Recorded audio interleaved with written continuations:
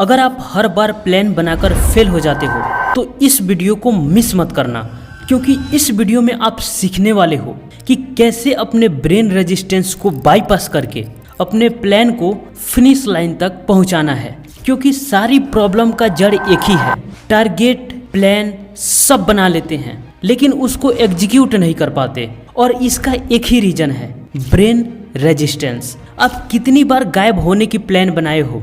इस बार मैं 1 मंथ के लिए गायब हो जाता हूँ, 2 मंथ्स, 3 मंथ्स, 6 मंथ्स के लिए गायब हो जाता हूँ, और आप हर बार फेल हो जाते हो। हर साल के स्टार्टिंग में और अंत में गायब होने की प्लान तो बनाते हैं, लेकिन उसमें से 95% लोग कुछ ही दिनों में गिव अप कर देते हैं।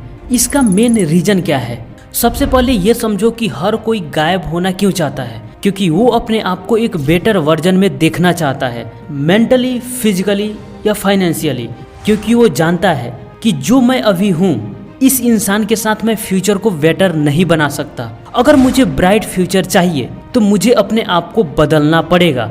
ये चीज सबके माइंड में बिल्कुल क्लियर है, राइट? लेकिन मेन प्रॉब्लम ये है कि हर बार हम कई चीजों के लिए प्लान तो बनाते हैं लेकिन फेल हो जाते हैं। कई लोग एग्जाम आते ही सोचते हैं ठीक है 2-3 महीने के लिए गायब होकर अच्छे से पढ़ लेते हैं, और एग्जाम खत्म हो जाता है, लेकिन वो ऐसा कर नहीं पाते क्योंकि वो अपने ब्रेन की असली रूल नहीं समझ पाते। देखो, हर इंसान के लिए गायब होने का रीजन अलग अलग हो सकता है, लेकिन एक सर्टेन टाइम के लिए गायब होना हर इंसान के लिए जरूरी है ताकि वो अपने आप को बेटर वर्जन में देख पाए। देखो, हमारे दिमाग में 2 कीड़े हमेशा चलते रहते हैं।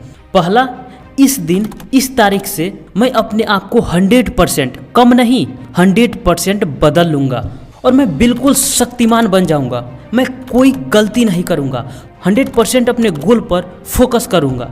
और दूसरा, आज छोड़ो कल से इस काम को पक्का स्टार्ट कर दूंगा। और ये दोनों कीड़े पता नहीं कितने लोगों के सपने खा चुके हैं।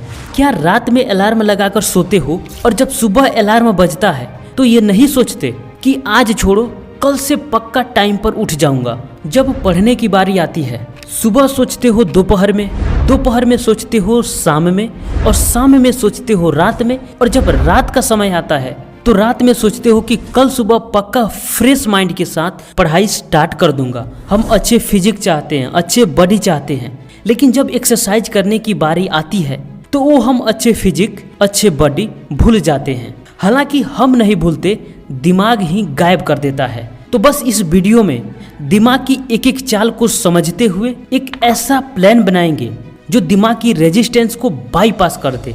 देखो, हमारा ब्रेन 3 लेयर्स में काम करता है। पहला, रेप्टिलियन ब्रेन। यह सबसे पुराना पार्ट है, करीब 30 से 50 करोड़ साल पुराना, और इसका मेन काम है सर्वाइवल, ग्रोथ नहीं। शरीर को जिंदा रखना, डर को महसूस करना और बार बार वही करना जो सेफ लगता है। और आप प्लान बनाते हो ग्रोथ के लिए। यहीं पर कन्फ्लिक्ट होता है। मान लो सांप है या छिपकली है, इनको ना बॉडी बनानी है ना पैसा चाहिए, इनको सिर्फ बचना है, सेफ रहना है, मतलब कंफर्ट चाहिए। यही ब्रेन हमारे पूर्वजों में था जो उन्हें सेफ रखने में मदद करता था। हालांकि धीरे धीरे ब्रेन डेवलप हुआ सिचुएशन के अकॉर्डिंग, बट उसका अंश आज भी हमारे अंदर है जो हमें बार बार कंफर्ट की ओर धकेलता है। दूसरा है लिम्बिक सिस्टम। ये इमोशन और मेमोरीज को हैंडल करता है। जब तुम बहुत एक्साइटेड होकर प्लान बनाते हो और फिर बाद में फेल हो जाते हो तब गिल्ट भी होता है। यानी हम सबके अंदर जितने भी इमोशंस क्रिएट होते हैं, एंगर हो, लव हो, फियर हो, सैडनेस हो, प्लेजर हो या मोटिवेशन हो, ये सारे इमोशंस लिम्बिक सिस्टम में क्रिएट होते हैं। तीसरा है प्रीफ्रंटल कॉर्टेक्स। ये लॉजिक, प्लानिंग और डिसीजन मेकिंग का सेंटर है। समझो ये तुम्हारे अंदर का CEO है। अब यहाँ ध्यान से समझो, जब तुम कोई नया गोल सेट करते हो, प्लानिंग करते हो, तो प्रीफ्रंटल कॉर्टेक्स एक्साइटेड हो जाता है। हाँ, तुम प्लान बनाओ, मैं ये करूँगा, बहुत अच्छी बात है। और इसी के वजह से आप हर बार प्लान तो बनाते हो, लेकिन प्रॉब्लम ये है कि हमारे अंदर रेप्टिलियन ब्रेन भी मौजूद है। वो तुरंत अलर्ट हो जाता है। उसके लिए नया बिहेवियर एक थ्रेट है। और यही कारण है कि जब आप प्लान बनाते हो कि मुझे 10 घंटे पढ़ने हैं, 1 घंटा मोबाइल यूज करना है, 30 मिनट एक्सरसाइज करना है, 30 मिनट मेडिटेशन करना है, कोई नई स्किल सीखना है, आप अपनी लिस्ट जितना बड़ा करते जाते हो, रेप्टिलियन ब्रेन उतना ही ज़्यादा सर्वाइवल पर खतरा मानता है। उसको एनर्जी बचानी है, सेफ रहना है, वो किसी भी अनफेमिलियर चीज से बचना चाहता है और आप उसे एक नई रूटीन दे रहे हो, उसको डिस्कम्फर्ट में डालना चाह रहे हो और उसकी एनर्जी खत्म करने की प्लानिंग कर रहे हो। दोस्त, ये तुम्हारे लिए ग्रोथ हो सकता है, लेकिन उसके लिए ये एक डेंजर का सिग्नल है और यहीं पर रेजिस्टेंस क्रिएट होता है। और इसीलिए जब आप हर बार प्लान बनाते हो तो वो किसी तरह आपको ये बोलने पर मजबूर कर देता है कि आज छोड़ो, कल से स्टार्ट करेंगे।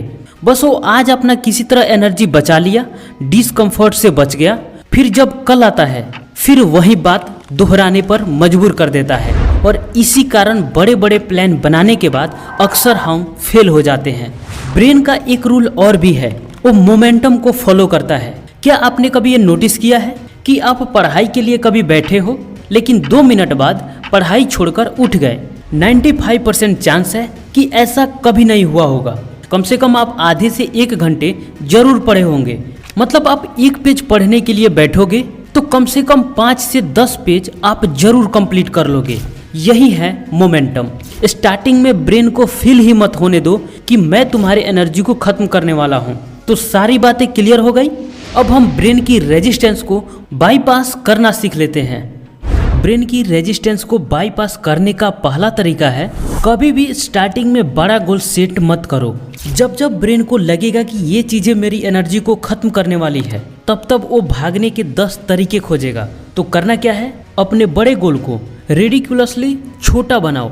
मैं हर दिन 1 घंटा एक्सरसाइज करूंगा, मैं रोज 10 घंटे स्टडी करूंगा या रोज 50 पेज पढ़ूंगा, हर दिन 1000 शब्द लिखूंगा। ये बिल्कुल गलत अप्रोच है। और मेरे भाई याद रख लो, जब जब ऐसा गोल सेट करोगे तो फिर फेल होने के लिए तैयार रहो।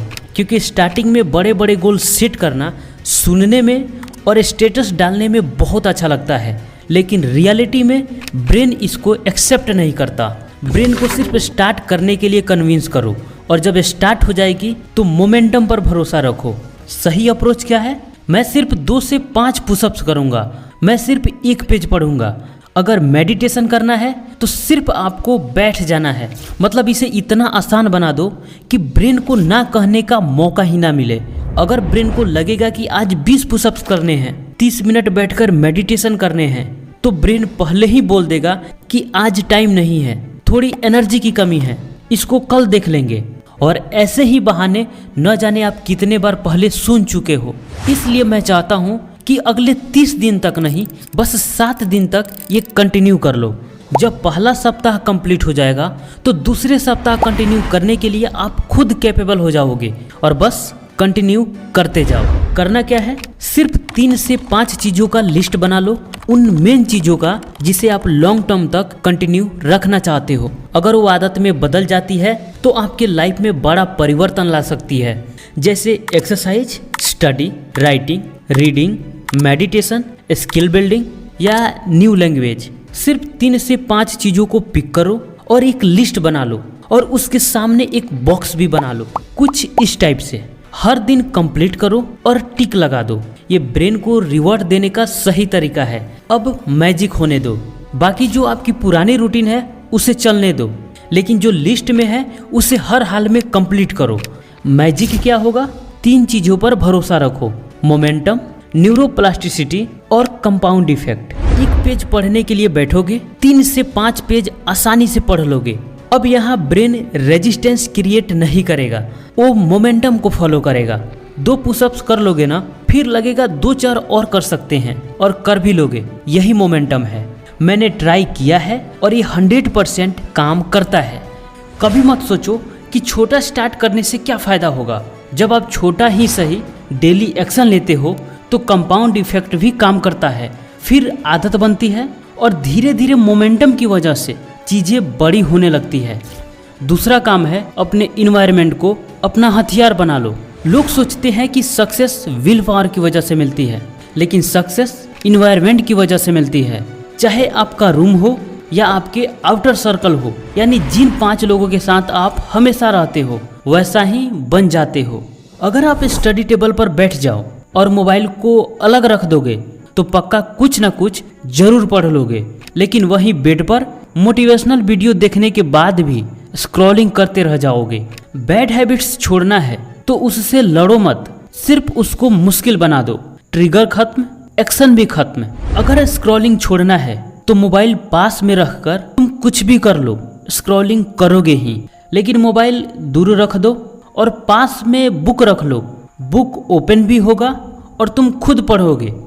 तीसरा काम, आइडेंटिटी शिफ्ट, बहुत इंपॉर्टेंट चीज है दोस्त, ध्यान से समझो। एक होता है रिजल्ट बेस्ड थिंकिंग, जैसे मैं टॉपर बनूंगा, मैं आईएएस बनूंगा, मैं डॉक्टर बनूंगा, मैं एंटरप्रेन्योर बनूंगा। ये सब आउटकम बेस्ड थिंकिंग है। लेकिन आइडेंटिटी बेस्ड थिंकिंग ये है, अभी मुझे उसके लिए कैसा इंसान बनना है, मुझे डिसिप्लिन्ड इंसान बनना है, तभी उसके लिए आज एक्शन लूंगा।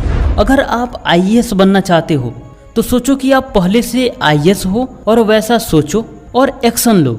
जितना ज़्यादा हो सके टाइम को स्टडी में लगाओ। डॉक्टर बनना है तो डॉक्टर की तरह सोचो, वैसा ही एक्शन लो, वैसा ही रिसर्च करो, तब फाइनल रिजल्ट तक पहुंचना आसान हो जाता है। मतलब जो बनना चाहते हो सोचो कि आप पहले से वैसा बन चुके हो और आप वैसा ही सोच रहे हो और वैसा ही एक्शन ले रहे हो। ऐसा करने से रिजल्ट फास्ट मिलते हैं और निश्चित मिलते हैं। तो कैसा लगा वीडियो कमेंट बॉक्स में ज़रूर बताना। मिलते हैं नेक्स्ट वीडियो में, तब तक के लिए आपका धन्यवाद।